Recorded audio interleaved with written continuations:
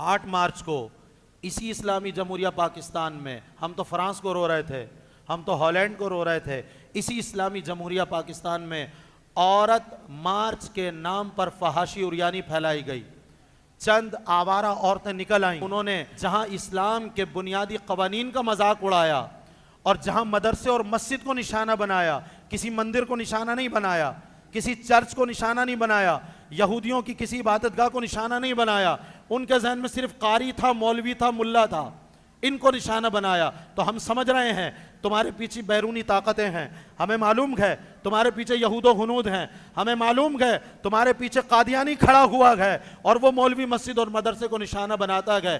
مسلمان تو مولوی مسجد اور مدرسے کو سینے سے لگاتا ہے، یہ اسلام کے مراکز ہیں، تو ہمیں پتہ ہے۔ اور پھر صرف ایک عبادت گاہ تمہیں نظر آتی ہے، اگر تم مذہب سے بیزار ہو، کہتے ہیں جی یہ لبرل ہیں، لبرل کون ہے؟ مذہب سے آزاد۔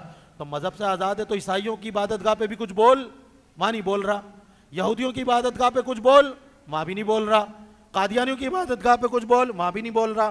مذہب سے آزاد ہے لیکن ایک ہی مذہب کو نشانہ بنا رہا ہے، وہ اسلام، مسجد کو، مدرسے کو۔ تو یہ باقاعدہ پری پلان کام ہو رہے ہیں۔ تو اس مارچ کے اندر جہاں اسلام کا مذاق بنایا گیا، وہاں توہین رسالت بھی ہوئی، اور ام المؤمنین میری والدہ، میری ماں، میری لاکھوں مائیں اس ماں پر قربان، ہم سب کی مائیں اس پر قربان۔ ام المؤمنین سیدہ عائشہ رضی اللہ تعالیٰ عنہ کی شان میں خبیث ترین گستاخی کی گئی ہے، خون کھول رہا ہے۔ رسول اللہ صلی اللہ علیہ وسلم کی شان میں حضور کی مسجد کو نشانہ بنایا گیا، اسلام کی مسجد کو نشانہ بنایا گیا۔ ہم قانون ہاتھ میں نہیں لیتے، ہم قانون ہاتھ میں نہیں لیتے، ہم تو تمہیں حضور کا فرمان سناتے ہیں، عمل تم کرو۔ حضور کا فرمان کیا ہے؟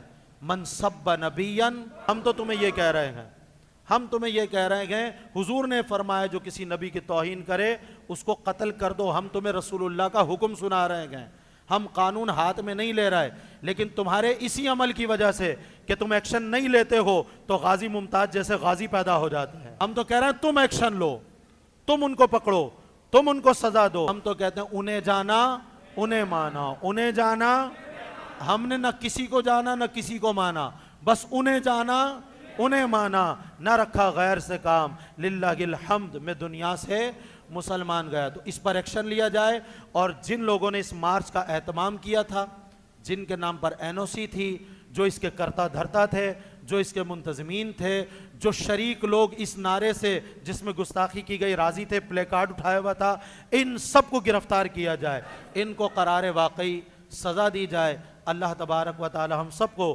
حضور کی عزت اور ناموس پر پہرا دینے کی توفیق عطا فرمائے۔ وآخر دعوانا ان الحمدللہ رب العالمین۔